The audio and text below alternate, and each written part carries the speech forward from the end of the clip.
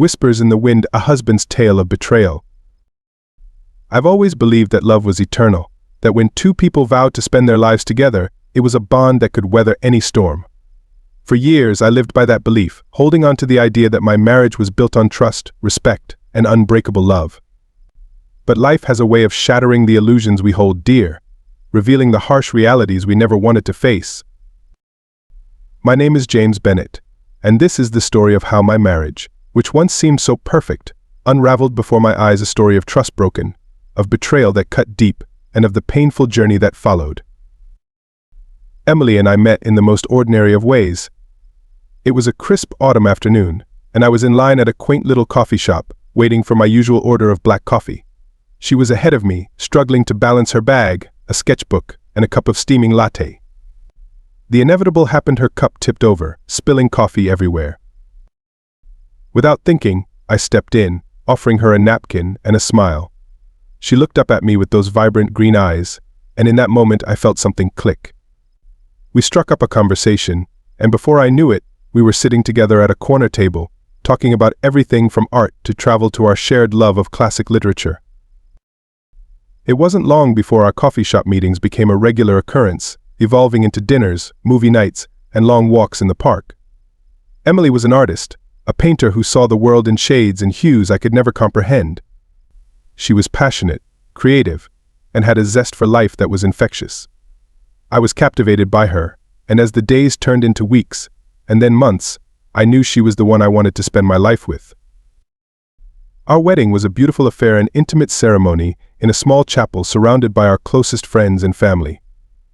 As I watched Emily walk down the aisle, her white dress flowing gracefully behind her, I felt like the luckiest man in the world. We exchanged vows, promising to love and cherish each other until death do us part. I believed those words with every fiber of my being. For years, our life together was blissful. We bought a charming little house in the suburbs, where Emily set up her art studio, and I continued my work as a financial analyst. We built a life together, filled with laughter, shared dreams, and plans for the future. I was content, convinced that our love was unshakable. As time passed, however, subtle changes began to creep into our marriage, changes so small that I almost didn't notice them at first. Emily started spending more time in her studio, often working late into the night on her paintings. She said she was inspired, that her muse had taken hold, and she needed to capture it before it slipped away. I wanted to be supportive, so I didn't question it. I was proud of her talent and her dedication to her craft. But as the nights grew longer and the distance between us widened, I began to feel a sense of unease that I couldn't quite shake. Emily became more withdrawn, her laughter less frequent, her smiles more strained.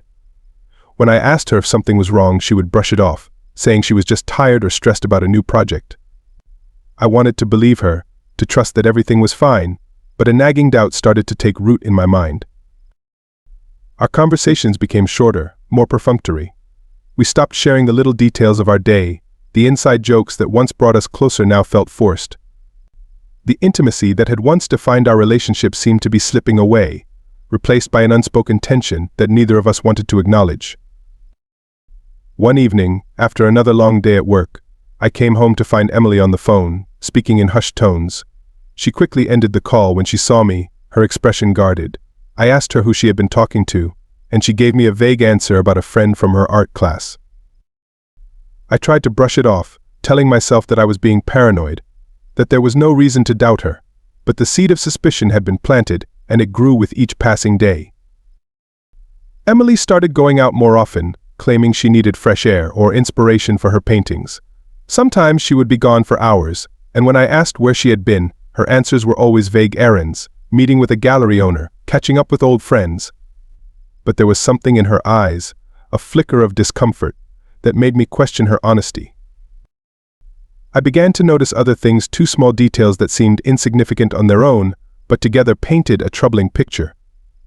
The way she would avoid eye contact when I asked about her day, the way she would lock her phone screen when I was nearby, the way she would seem distant even when we were together. One night, I decided to confront her. We were sitting at the dinner table, the silence between us heavy and oppressive. I put down my fork and looked at her, really looked at her, and asked, "Emily, Is there something you're not telling me? She looked up, startled, her eyes wide with surprise. For a moment I thought she might confess, might tell me what was going on. But then she shook her head, forcing a smile that didn't reach her eyes. Of course not, James, she said, her voice too light, too casual. You're imagining things. But I wasn't imagining things. The woman sitting across from me, the woman I had loved for so many years, felt like a stranger. And no matter how hard I tried, I couldn't shake the feeling that something was terribly wrong.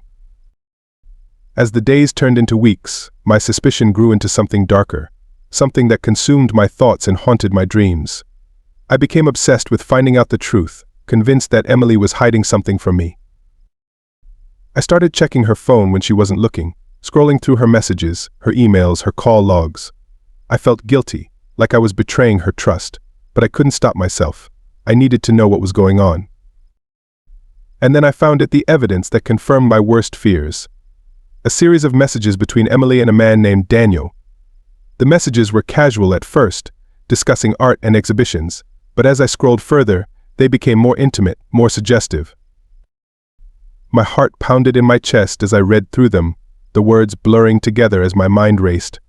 Emily had been meeting Daniel behind my back, spending time with him, sharing things with him that she no longer shared with me. The realization hit me like a punch to the gut. My wife was having an affair. I felt a wave of anger, betrayal, and sadness wash over me, threatening to drown me in its intensity. How could she do this to me? To us. I had given her everything, loved her unconditionally, and this was how she repaid me. I wanted to confront her, to demand answers, but I was too hurt, too shattered to think clearly. I spent the night tossing and turning, my mind replaying the messages over and over again. I kept hoping it was some kind of misunderstanding, that there was an explanation that would make everything right again. But deep down I knew the truth. The next morning, I couldn't hold back any longer. I waited until Emily was awake, sitting on the edge of the bed, her hair tousled from sleep. I took a deep breath, steeling myself for what was to come. Emily, I know about Daniel, I said, my voice trembling with the effort to stay calm. She looked up at me, her eyes wide with shock. For a moment she didn't say anything, just stared at me as if trying to process what I had just said. Then, slowly, she nodded, tears welling up in her eyes. I'm so sorry, James, she whispered, her voice breaking. I never wanted to hurt you. I felt a mix of emotions: anger, sadness, confusion. I wanted to shout, to scream, to demand to know why she had done this. But all I could manage was a choked, "Why, Emily? Why?" She looked away, her shoulders shaking with silent sobs. I don't know, she said finally. It just happened. We met at an art show, and we started talking. At first it was just about art, but then... I don't know, James, I was lonely, and you were always so busy with work, and Daniel. He made me feel something I hadn't felt in a long time. Her words cut deep, each one a dagger to my heart. I wanted to tell her that I had been working so hard for us, that I loved her more than anything, but the words stuck in my throat. How could she do this to me? How could she throw away everything we had built together for a fling with another man?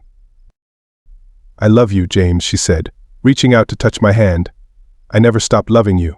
But somewhere along the way, we lost each other, and I didn't know how to get us back. I pulled my hand away, unable to bear her touch. You could have talked to me, Emily, I said, my voice thick with emotion. We could have worked through it together. But instead you chose to betray me. She broke down completely then, sobbing uncontrollably, but I couldn't find it in myself to comfort her. I felt numb, as if all the life had been drained out of me. The woman I had loved, the woman I had vowed to spend my life with, had destroyed everything we had. In the days that followed, I felt like I was living in a nightmare. Emily tried to make amends, swearing that she would end things with Daniel, that she would do whatever it took to save our marriage. But I couldn't bring myself to trust her anymore. The betrayal was too fresh, the wounds too deep. We went to counseling, trying to piece together the shattered remains of our relationship. But every time I looked at her, all I could see was the betrayal, the lies, the deceit. The love we had once shared was buried under a mountain of pain and mistrust, and no matter how hard we tried, we couldn't dig our way out. I started spending more time at work, throwing myself into my job as a way to escape the pain. I stopped talking to friends and family, isolating myself in a cocoon of numbness. I didn't know how to move forward, how to heal from the betrayal that had ripped my life apart. Emily, for her part, seemed equally lost. She stopped painting, her once vibrant art studio now a silent, empty room. She tried to reach out to me, to rekindle the connection we had lost, but every attempt only seemed to widen the gulf between us. The house that had once been filled with love and laughter now felt cold and hollow, a constant reminder of everything we had lost. I found myself avoiding home, staying late at the office, driving aimlessly through the city, anything to avoid facing the reality of what had happened. As the months dragged on, it became clear that we were both just going through the motions, clinging to a marriage that had long since died. The love that had once defined us had withered away, replaced by bitterness and resentment. I knew I couldn't keep living like this, but the thought of ending things, of giving up on the life we had built together, was almost too much to bear. But one evening, as I sat alone in my office, staring at the picture of Emily and me on our wedding day, I realized that staying together was only prolonging the pain. We had tried to make it work, but some things, once broken, can never be fixed. And as much as it hurt, I knew that it was time to let go. When I told Emily that I wanted a divorce, she didn't seem surprised. There were tears, of course, and promises that she would change, that we could find a way back to each other.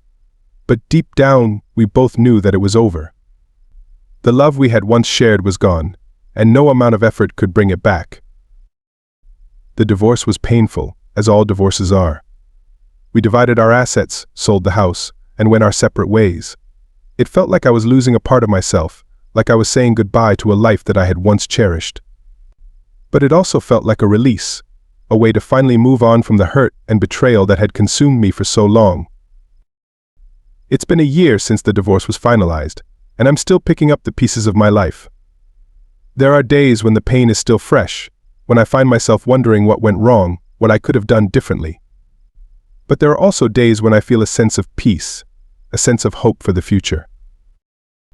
I've started dating again, though it's been a slow and cautious process. Trust doesn't come easily after what I've been through, and I find myself constantly questioning my feelings, my instincts. But I'm learning to open up again, to let people in, even if it's just a little at a time. Emily and I haven't spoken since the divorce. I don't know where she is or what she's doing, and I think that's for the best. We both need to move on, to find our own paths in life. I hope she's found some measure of happiness, though I can't say I wish her well without a trace of bitterness. Maybe one day that will change. Looking back, I realized that my marriage wasn't as perfect as I once thought it was. We both made mistakes, we both failed each other in different ways. But I also realized that I can't let the past define me. I can't let the betrayal of one person ruin my chances at happiness.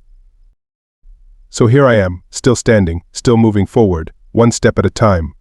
The road ahead is uncertain, and I know there will be challenges along the way. But I'm ready to face them, to take control of my life and find happiness on my own terms. This is my story, and though it's filled with pain and loss, it's also a story of survival, of resilience, and of hope. Life goes on, and so do I.